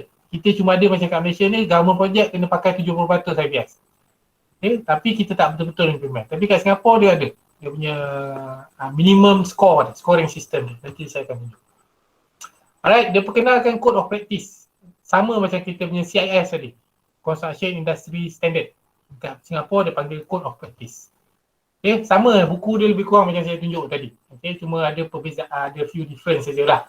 Okay, dia punya secara kasar dia, isi dia adalah lebih kurang macam kita. Okay, so cuma apa yang tak ada dekat kita adalah minimum believability score ataupun minimum IBS score. Okay, kita tak ada, Singapura dah ada. Okay, apa dia nanti saya akan beri. Okay, and dia pun terbagi kepada 3 bahagian pada peringkat awal. Okay, scoring system dia adalah 50, 40, 10. Okay, kenapa sini rendah? Sebab DCA atau CIDB Singapura tahu part 3 ni paling senang sebenarnya nak score. You size you standardize, you ada pakai repetition, and you ada pakai modular coordination ke, you boleh dapat score. Okay, and that's why dia letak rendah. Okay, kita letak tinggi 30. Itu pun sebab that's why CIDB ni kuat lenient jugalah, dia nak tolong kontraktor kita supaya dapat skor yang tinggi, so dia bagi kat sini tinggi. Tapi kat Singapura tak. Okay, dia tahu kat sini senang, dia bagi rendah je. Okay, dia supaya dia tak galakkan penggunaan IPS pada komponen yang lain. Okay, so ini weightage dia 50, 40, 10. Itu antara perbezaan dengan kita. Okay, kita tengok yang ni tadi, minimum ability score. Pada peringkat awal, Januari 2001. Okay, ini kategori of building, residential, landed, non-landed, commercial, industrial and institutional. Okay, dia kena projek 5,000 meter square ke 25,000 meter square. Kita cuba ambil contoh yang ni sajalah. Residential lah, kita tengok residential je, jangan tengok lain. Residential, you kena dapat 52 minimum score ni. Okay, kalau projek lebih daripada 25,000 meter square, you kena dapat 55. So maksudnya masa you submit building plan tu, untuk dapatkan approval daripada local authorities, you kena submit sekali you punya scoring system. Okay, kalau you submit scoring system, you hanya dapat 50 katakan. Okay, untuk kategori ni. Alright, so project you will be rejected. Okay, you tak boleh, you not getting an approval. Okay, so you kena revise balik you punya drawing dan sebagainya, kena dapat sampai 52 at least minimum. Okay, itu dipanggil minimum believability score dekat Singapore. Okay, ini kita tak ada. Okay, kita terus start tinggi terus 70%. Okay, government project. Okay, so kat sini dia ada perbezaan. Alright, so selepas berapa tahun, 2005 dia revise. Okay, kalau tadi start projek 5,000. Okay, sekarang ni dah start dengan 2,000 meter square pun dah kena start. Ada scoring system dia. Okay, kalau you tengok tadi start dengan 52, 55. Sekarang dah jadi 59, 62. Dah naik selepas 4 tahun. Okay, so maksudnya setiap projek itu kena ada peningkatan dia punya usage of ABS. Okay, so, selepas tu dia revise lagi. Masa 2005 ni dia perkenalkan new kategori ANA. ANA ni additional alteration and additional work. Maksudnya kerja-kerja renovation lah. Okay, kerja-kerja renovation. Kerja-kerja renovation pun kena ada scoring system tu. Okay. And then 2007 dia revise lagi. Okay, kalau tadi berapa tadi last? 59, 62. Okay, 2007 dah jadi 62, 65. Okay, selepas almost tahun lebih, Ogos 2008 revise lagi, dah jadi 65, 68. Okay, untuk kerja-kerja renovation masih maintain 57. Okay, so 2015 dia revise lagi. So sekarang you tengok dah jadi 78, 81. Tadi start dengan 52 kat sini. Ni tadi 55. Okay, and 2015 ni pun dia revise scoring system dia. 45, 45, 10. Dah tak lagi 50, 40, 10. Okay, and 2017, I'm not sure latest ke tak, saya tak sempat check sama ada 2020 dia ada revise ke tak. Kita consider di the latest lah. Okay, masih sama, tak ada perubahan kat sini, scoring dia. Boleh tengok, masih sama. Apa yang dia ubah adalah dia punya maximum score, dah jadi 110. Dia tambah dekat part 3 ni jadi 20. So 45, 45, 20. So sekarang dia jadi 110. Okay, so yang ini kita tak ada. Okay, yang ini tak ada. Okay, maybe sebenarnya ada usaha lah, initiative taken by JKR to implement this type of minimum IBS score. Okay, tapi tak sure dah sampai stage mana. Sebab saya pernah contact orang JKR pasal this idea lah. Okay, dia orang pernah dan dia orang dah present dah pada top management tapi kena reject. Okay, so maybe currently dia orang revising it lah. Okay, tengah revise. I'm not sure which stage. Okay. And in 2017 pun dia orang perkenalkan minimum score untuk basement. Maksudnya untuk substructure work pun dah boleh calculate IBS score. Okay, kita kat Malaysia masih consider IBS score untuk superstructure work saja. Okay, tapi untuk apa nama dia ni, kat Singapura dia dah consider substructure ataupun basement work yang kena ada 68 minimum score. Okay, ada soalan? Kalau tak ada kita boleh buat exercise. Baru 9.30, sempat habis pukul 10. Kalau you all kira cepat. Kira lambat habis. Method untuk part 1 dengan part 2 sama je tadi. Betul? Sama. Cuma yang membezakan 50 adalah dengan 20 lah. yes, 50 dengan 20. Okay. Okay, cuma part 1 tu kita kena kira construction area, part 2 kita kena kira length of the wall. Okay, tapi step dia, proses dia sama. Ada beza. Okay, so simple math saja yang saya mention earlier. Okay, tak ada sampai algebra ke apa, tak ada. Okay, just tambah tolak darab bahagi saja. Okay, kita tengok first exercise. Okay, ada 2 exercises. Okay, simple je. Okay, ini simple project. This is the layout, floor plan. Okay, so in line with the government aspiration to promote the usage of IBS in the construction industry, a showcase of double story exhibition center. Okay, remember projek ni 2 tingkat, tapi saya bagi 1 je floor plan. Okay, nanti you assume lah. Okay, SRB in Putrajaya. Based on the consideration of buildability and economy, the construction concept will consist of alamak lagi pula. Alright, ini detail dia. Okay, kolom dia pakai situ, kolom using plastic system formwork, beam dia pakai precast, floor dia pakai timber frame flooring system, roof truss dia pakai prefab timber. Okay, external wall dia pakai sandwich panel, satu jenis sahaja. Internal wall dia pakai block work sahaja. Okay, ini ada simplified solution. Beam 100%, kolom Malaysian standard, kolom pun 100%, wall hanya 40%, slab 100%, doors 0%, and windows 70%. Okay, horizontal repetition dia 100%. Toilet dia 100% pakai prefab, staircase dia hanya 75%. Beam dia pakai level 1, dia pakai modular grid line 100%. Okay, kalau you tengok sizing dia, okay, dimensional system dia tak ada sampai 5545 ke 4321 ke, okay.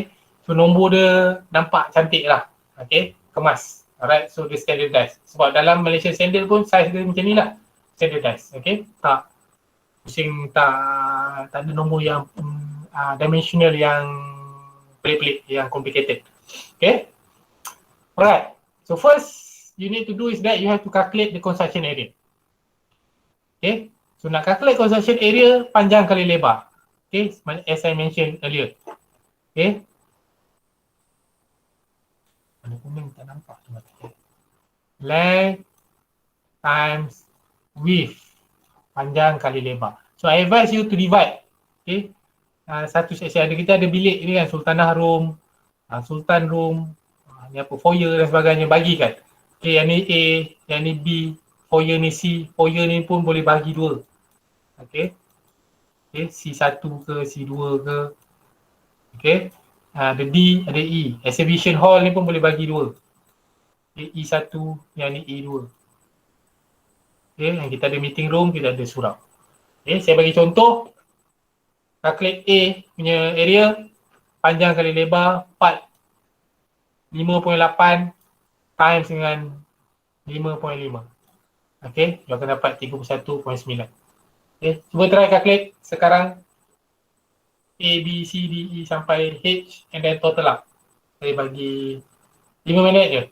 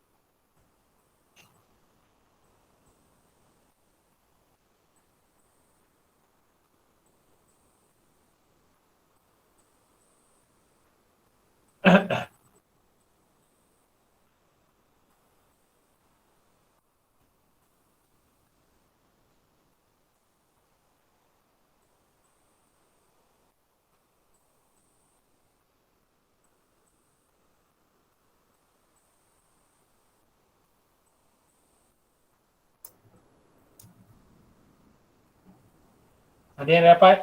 Doktor, Ya? yang C2 tu punya lebar tu 1600 ke 1500? 16. Senang.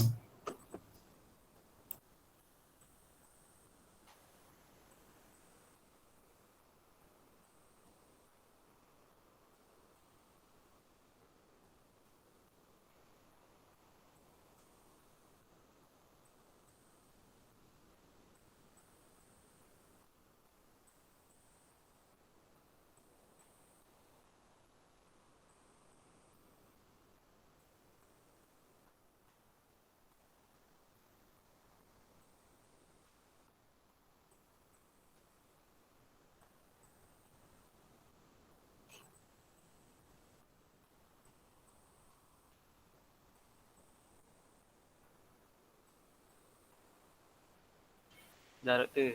Jawab apa? 251.3. 251.3. Lain? Construction area dah salah dah. Macam mana ni? Ni kalau yang salah kat sini dah, yang lain dah salah dah.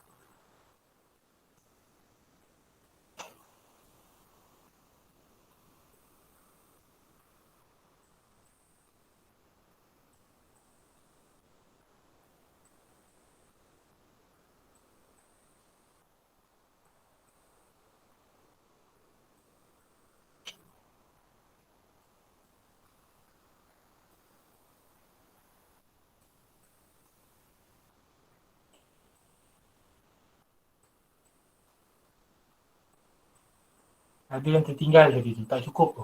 253 tu.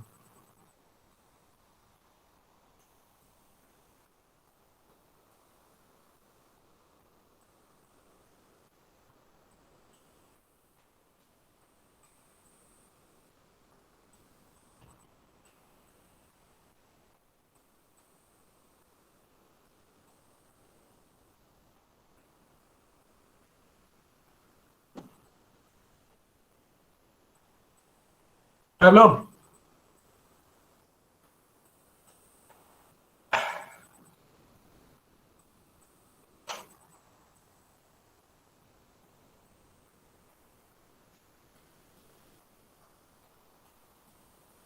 Nurudin dah buat apa Nurudin?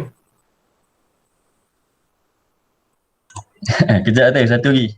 Satu lagi. Amirul Badawi dah buat apa?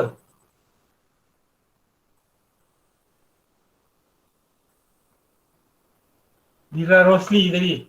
Dah buat apa?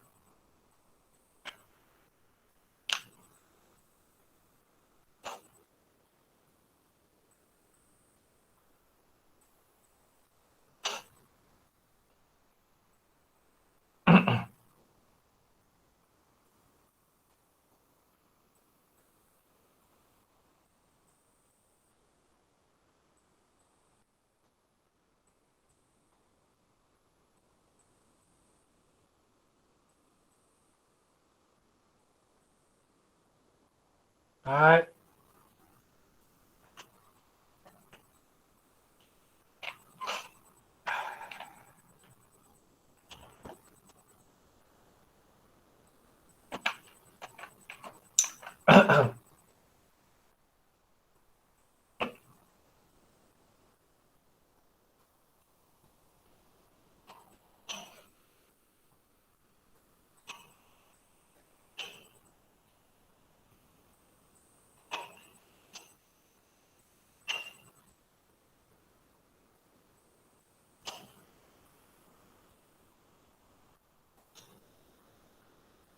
Dah. Senyap ni semua ni. Belum. Macam salah tu. Tak Doktor, tahu. surau tu bahagian dia berapa yang separuh dia? Mana ni? Ah, 2.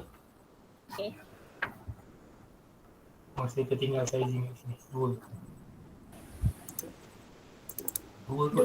273.95 ke? Terlebih sikit. Okey lah. 273.3.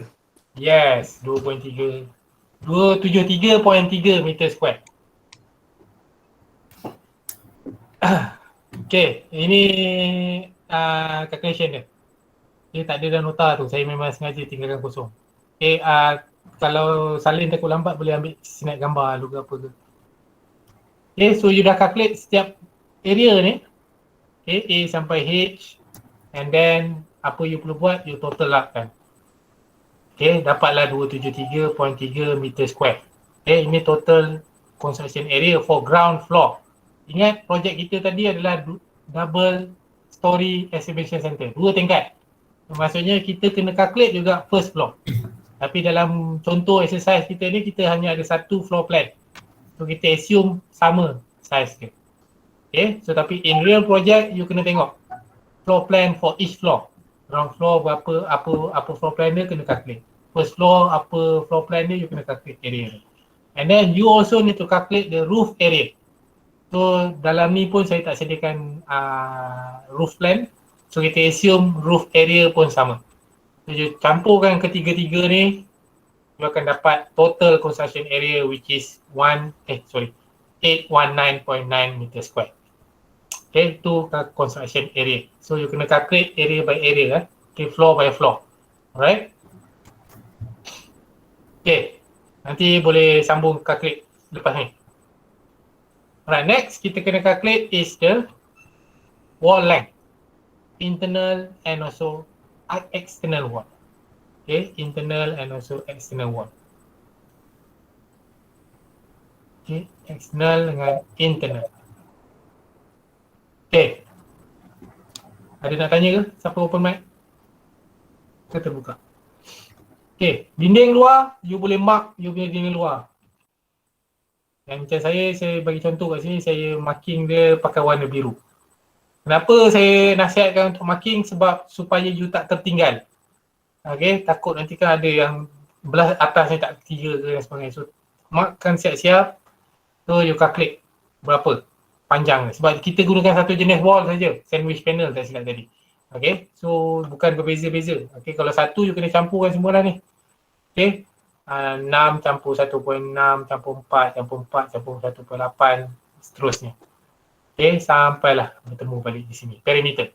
Okay, cuba kira external wall, internal wall pun sama.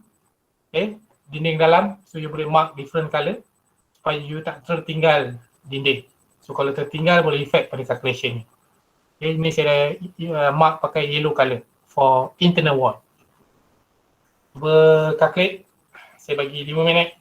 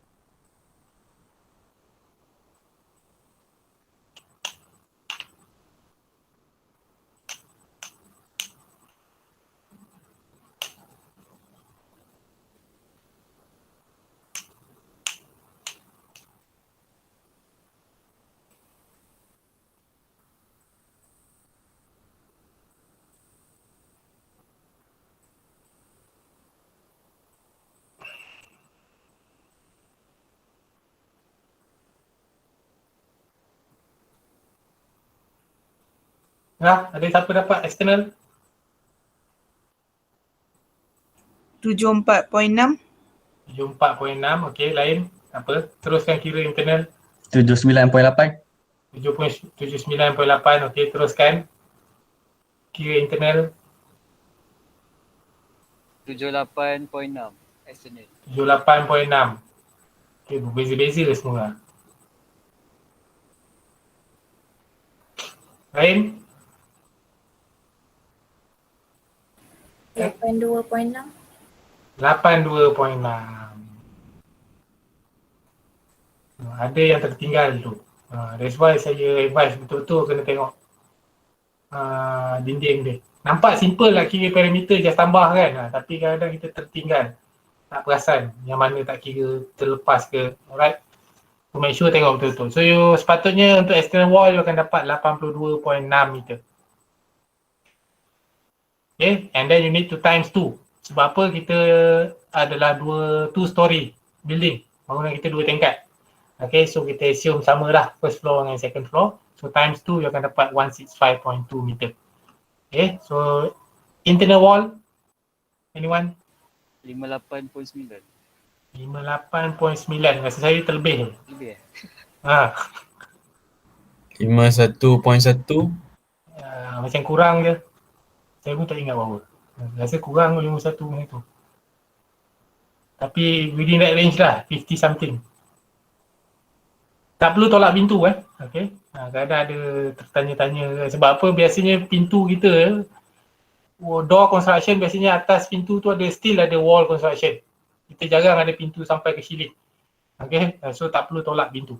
Okay. Still ada wall construction needed when even there is a door.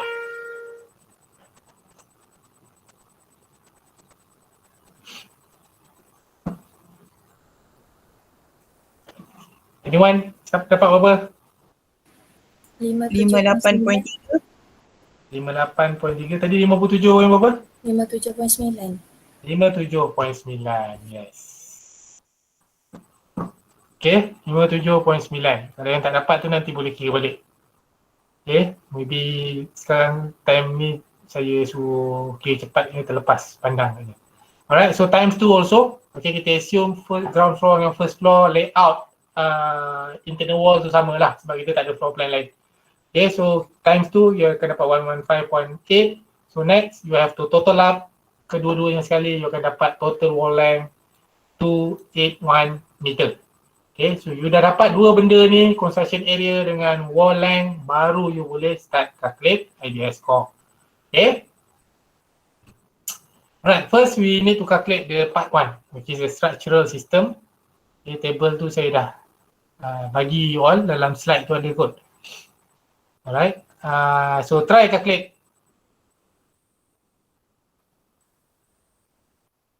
Okay, remember nak determine structural system punya IBS factor, kita mengamalkan konsep small n kecil.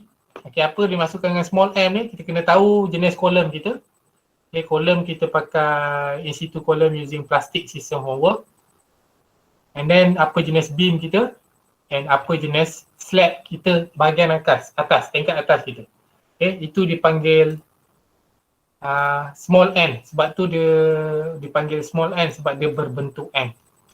Okay, huruf n kecil. Okay, kita tak tengok ground floor punya slab ni, kenapa? Sebab ground floor punya slab ni adalah substructure work. Okay, remember? IBS Core only consider superstructure work. Okay, sebab tu dia tengok amalkan konsep N ni.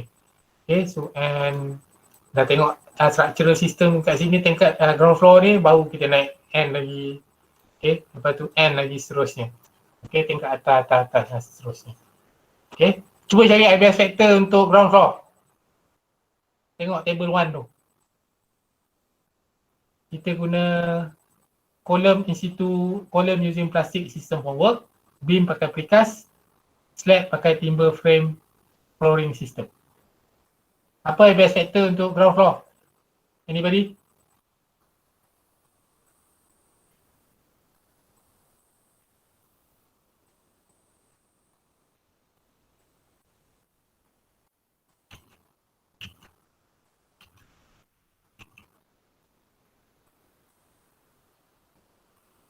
You all boleh tengok table tak? Ke table tu you all tak print? Ada dalam komputer? Boleh tengok?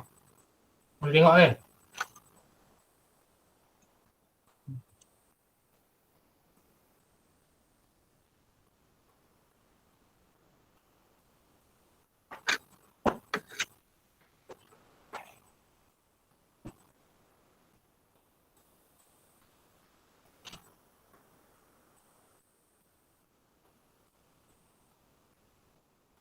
Siti Raudah, berapa IBS factor untuk ground floor? Ada ke Siti Raudah? Saya boleh sebut je nama yang saya ingat tadi, sekali pandang. Sekejap doktor, sekejap. Sekejap, okey. Siapa lagi? Aduh.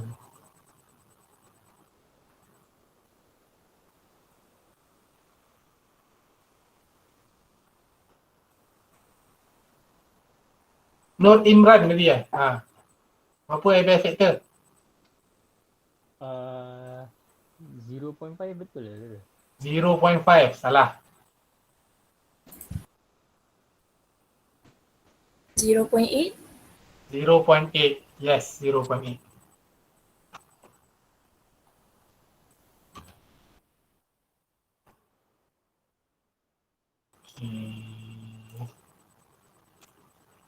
Okay, macam mana boleh dapat 0.8? Okay, kita tengok kat sini.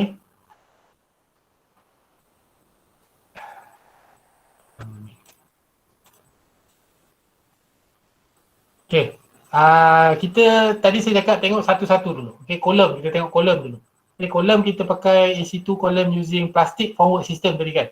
Okay, nombor 1 ni pakai precast. Kita dah boleh reject dah nombor 1 ni. Nombor 1 ni bukan pilihan kita. Nombor 2 pun bukan. Nombor 3 pun bukan. Okay, nombor 4 dia start dengan precast beam. Kita ignore dulu beam. Kita tengok kolom je dulu.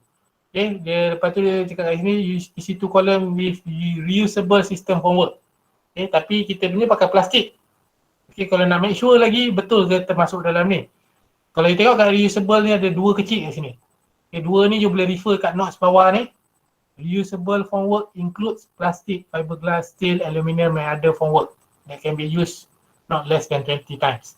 Okay, inilah jenis kolom kita. Okay, nombor 5 pakai timber formwork. Okay, kita boleh reject. Nombor 6 dia pakai situ kolom pakai reusable formwork. Okay. Nombor 7 pakai timber forward. So kita boleh reject. So pilihan kita daripada 1 sampai 11 ni tinggal 2 je. 4 dengan 6. Dah 2 je. Kita dah kecil kan. Okay. Yang kedua kita tengok beam, jenis beam kita. Beam kita pakai precast. So nombor 4 ni precast beam. Nombor 6 ni bukan pakai precast. Okay. So kita dah boleh reject nombor 6 ni. Okay. So pilihan kita sekarang dekat row 4 ni. Okay. Dalam daripada A sampai G ni, dekat row 4. So macam mana nak tahu? Kita tengok pula jenis slab. Slab kita adalah timber frame flooring system. Tarik ke bawah, stop dekat nombor 4, you akan dapat 0.8. Clear? Clear. Okay, Ya doktor. Ya. Alright. Untuk first floor pun sama, kita pakai benda yang sama tapi kita kena refer to no slab. Walaupun sama 0.8 tapi kita kena tengok kat sini. Okay, takut kadang berbeza pula. Okay, 0.8 untuk first floor.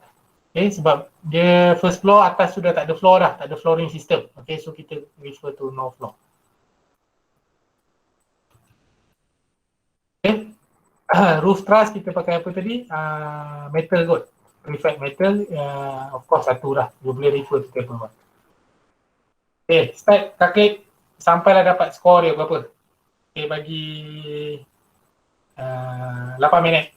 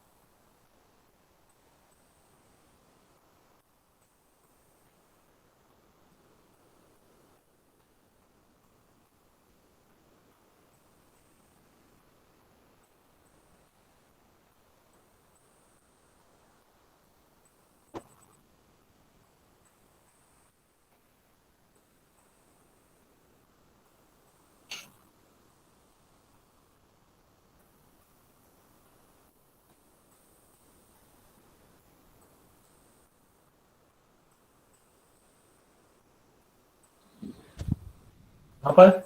42.9. 42.9. Yang kurang je? 43. 43. Yang lain? Saya pun tak ingat apa-apa. Baru satu sem tak ajar, dah lupa dah. 42.9. 42.9. Rasa macam betul je 42.9 tu. 42.9. Okay. 3.4. 43.4. Rasa macam 43.4. Okay, kita tengok. Yang mana yang tengah mengira tu teruskan mengira, tak apa. Okay, kita tengok macam mana nak calculate dia. Kita ambil apa ni, saya ulang balik, mana takut yang tadi terlepas ke terlupa ke macam nak calculate. Ambil ground floor area ni 273.3 ni. Alah, salah. Okay. Bagikan dengan total construction area. Okay, 899. You akan dapat 0.33. Okay, sama juga dengan untuk first floor. Sama juga dengan untuk roof structure. Okay, yang ini saya adjust 0.34 sebab nak bagikan dia bagi cantik lah satu kat situ. Sebab ini you bundarkan 0.3333 ni.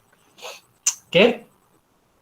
So and then after that nak calculate IBS score, you ambil coverage value ni 0.33 timeskan dengan IBS factor 0.8 and then you timeskan dengan 50.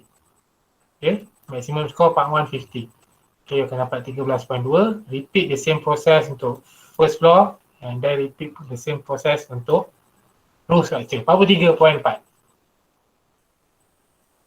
Okay. Ada yang tak dapat? Yang salah tadi maybe boleh check balik apa yang tersilap ke.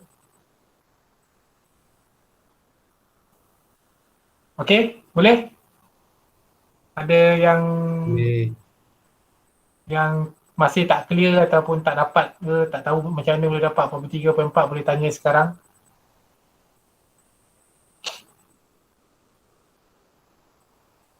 Boleh Boleh doktor. Boleh okay, right. Kalau boleh kita proceed ke part 2. Right, part tu tadi kita dah calculate wall length dia, internal dengan external 165.2, 115.8 and the total of the wall length is 281 meter. So sekarang yang saya nak you cari base vector untuk external wall dengan internal wall. Refer to table 2. External kita pakai sandwich panel tadi, internal kita pakai block work. Yang ni seminit boleh dapat kot. External wall apa base vector dia? Nuruddin. Tak jumpa dalam table. Sandwich panel.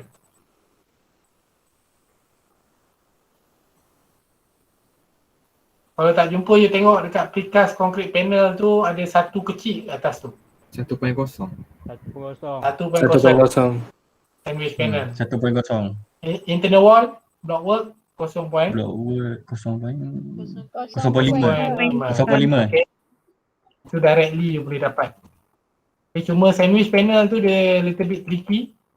Okay, sebab dia tak ada dalam table. Okay, as you can see. Tapi kalau you tengok dekat precast concrete panel ni nombor 1. Ada dekat notes. Ada dekat notes ni. Precast concrete panel include sandwich panel, solid panel, repair windows. Okay, sandwich panel. Okay, so you akan dapat 1. Mana yang tak jumpa, you boleh refer kat nombor 2, nombor-nombor dia kat notes ni. Ataupun kalau tak ada juga, you boleh refer to set GD lah.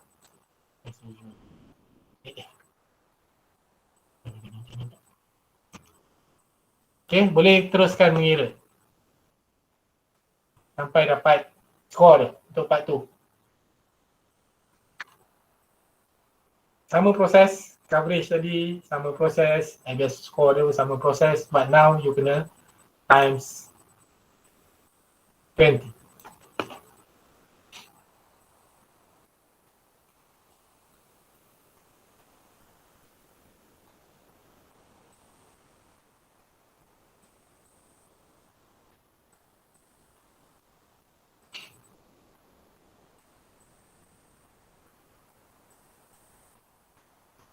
$15.9.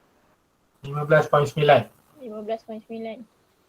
Betul lah tu kot. Nama dia. 15.9. Alright, good. Alhamdulillah, ada nampak kefahaman you all. Okay, so sama proses. Okay, ambil external wall ni, divide divide by total wall length, sama proses. Okay, so repeat untuk internal wall, then you total up, make sure dapat 1 kat sini. And then ambil coverage value ni 0.59 times dengan IBS factor and then times dengan 20 maximum score untuk part 2. So you akan dapat 11.8. Okay, so repeat the same process untuk internal wall, you akan dapat 15.9. Okay, boleh? Ada yang tak dapat? Boleh Boleh Boleh Doktor. Boleh. Okay. So kita proceed ke Alright, good. Okay, kita proceed ke last part 3, ada simplified construction solution. Okay, nampak macam banyak kan sebenarnya, tapi kalau macam biasanya macam sebelum ni dalam exam, real exam lah sebelum ni. Okay, online pun sebelum ni memang kita orang bagi reference table tu tadi. Okay, IBS factor tu saya bagi. Bukan you nak kena hafal IBS factor tu semua. Jenuh nak hafal. Okay, so diberikan. Jangan risau. Okay, so macam term part 3 ni you tak perlu risau nak kena hafal ke apa sebab dia ada dalam table dah. Okay, dah ada dalam table 3. So you tulis balik item-item ni 1. Okay, item 2 ni, item 3 ni. And then you masukkan percentage ni. Asal mata saya tak nampak warna kuning ni. Okay, you masukkan item ni. Ini dah diberikan tadi pada slide sebelum ni. Okay, 1% ni. Okay, ni semua boleh masukkan. So, you boleh refer to table 3 terus untuk dapatkan skor dia berapa. Cuba try berapa, dapat berapa total.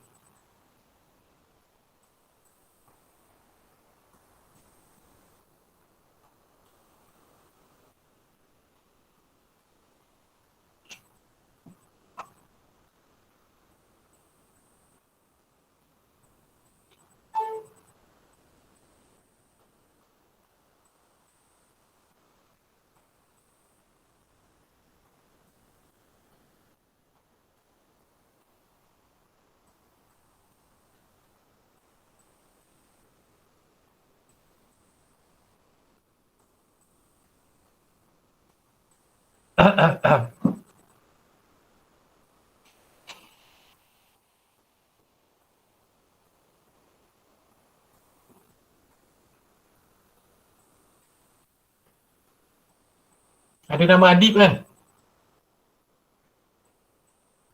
Ada. Ada tak ada ni Adib? Mana Adib? Tu Adib ke tadi? Ya, saya. BIM berapa markah dia? Sekejap. Sekejap. Markah untuk BIM je? 4. Okey, 4. Kolom seorang? 4. 4. Empat. Okey, wall? 2. 2. Wall 2. 2. Semua salah, nampak? Wall. Wall kosong. Wall kosong. Sebab apa? Sebab tak ada ke. Oh. Dia kena 50% Kosong. less or equal. Maksudnya tak boleh kurang 50%. Kalau dia tengok betul-betul dalam table tu.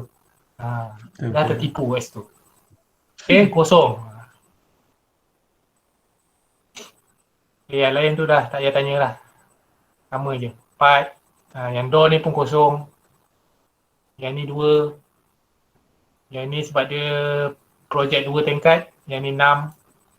Bathroom ni tadi berapa? Saya tak ingat dalam table. So total berapa? 29. 29. 31. Sekejap. 4, 2, 6, 2, 2, 3, 4. Saya dapat 30. 4, 8, 12, 14, 20. 24, 27. 31 sebenarnya tapi ibu kena letak 30 saja. Okay? Dapat 31 kan? Dapat. Siapa yang dapat 29 tu tadi salah kira. Okay, walaupun dia dapat lebih 31 tadi tapi dia boleh letak 30 saja. Okay, sebab maksimum dia 30. Okay, so campurkan ketiga-tiga dapat berapa? 43.4 tadi campur 15.9 tambah 30.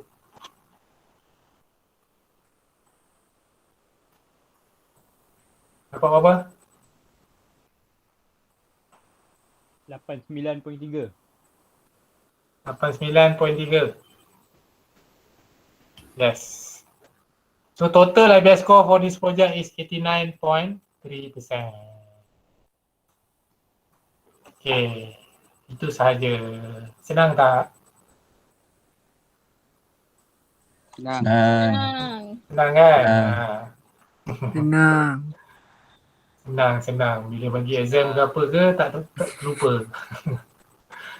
Okay. Last exercise ni sekejap je. Yang ini untuk kira IBS score for the whole project. Okay. Yang ini nak kena tunjukkan ni sebab nanti takut. Okay. Ini ada contoh. Okay. You terlibat dengan mixed development project. Ada 5 building. Ada 5 building kat situ. Okay. Ada block A, block B, block C, block D, block E. Okay, ini construction area for each block. Okay. And ini IBS score for each block. Dah diberikan. Okay, setiap dia. Alright. Ni you dah kira siap-siap dah. Okay, so sekarang ni apa you kena kira is IBS score for the whole project. Project keseluruhan. So macam mana you nak calculate? Sudah ada formula dia. Okay, bukan you campur 5-5 ni bahagi 5.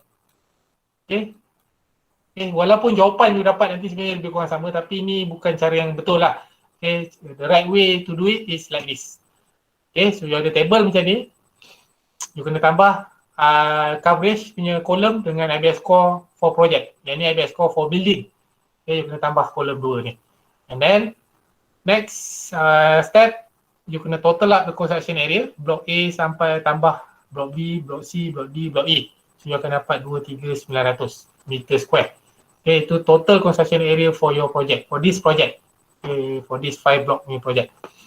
So, untuk coverage punya bahagian ni, macam lebih kurang macam you kira IBS score tadi. You ambil construction area for block A, 5,000. Bahagikan dengan total construction area, 23,900.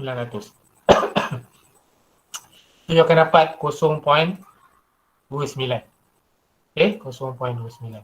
Alright, so repeat untuk block B 3,000 bagi 23,900, Block C and Block B. So make sure total upkan ni as usual dapat 1 dekat sini. Okay. So kalau laju salin boleh laju salin ataupun boleh ambil gambar dulu nanti baru salin later. Okay. 10.30 dah. Saya dah lapar dah pula. Padahal dah makan dah tadi. Lepas cucuk ni terus cepat lapar lah. Dia punya after effect. Okay. Next, what you need to do bila nak calculate IBS score untuk projek ni pula, you ambil coverage, value coverage ni 0.21 ni, kalikan dengan IBS score for block A ni 64. Okay, you akan dapat 13.44. So repeat the same process untuk block B, repeat untuk block C, block D and block E. Okay, then you total up ke 5 ni, ditambahkan, you akan dapat 61.88. That's the right way to calculate the IBS score for the whole project. Okay, konsep dia lebih kurang macam tadi je. Kena make sure nak kena ambil mana je. Cuma yang kat sini tak ada kena kali scoring system lah. Tadi macam part 1, part 2 tadi kena kali 50, kena darat 20. Yang ni tak ada. You just times IBS score dia terus sahaja. Cuba you campur 5 ni. 64 tambah 68 tambah 70 tambah 75 tambah 30 bahagi 5. Dapat berapa? 61.4. Okay, 61.4.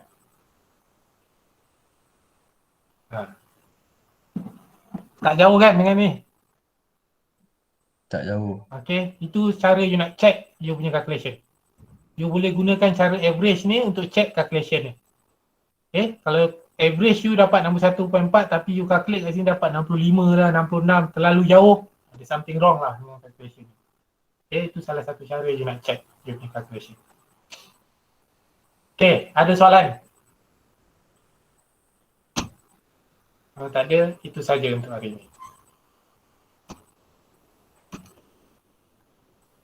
Doktor, Ya, boleh dapatkan slide yang ada jawapan ni tak Doktor? yang ada jawapan ni. Boleh, nanti saya share ke Dr. Julita. Saya pass ke, tak apa saya pass ke awak lah. Boleh saya WhatsApp Doktor? Nanti part A tak ada nombor saya. Tak apa, kita orang forward kan? Okay, nanti you forward dah lah. Terima kasih. Video record sekali. Video. Saya dah memang rekod ni. Nanti saya akan masukkan dalam YouTube. Biasanya saya akan masuk dalam YouTube sebelum-sebelum ni. Nanti saya, once saya dah masuk dalam YouTube, saya akan share link dengan Nuruddin. Okey, boleh. Baik. Nanti boleh tengoklah dalam YouTube tu. Nanti saya masukkan dulu. Okay, ada soalan untuk 4A yang maybe nak bertanya later on ke, bila nak buat revision nanti takut terlupa ke, nak buat past exam question takut tak tahu ke, you boleh, tak apalah saya type nombor telefon saya kat sini lah. Walaupun saya tak mengajar secara official SEM ni.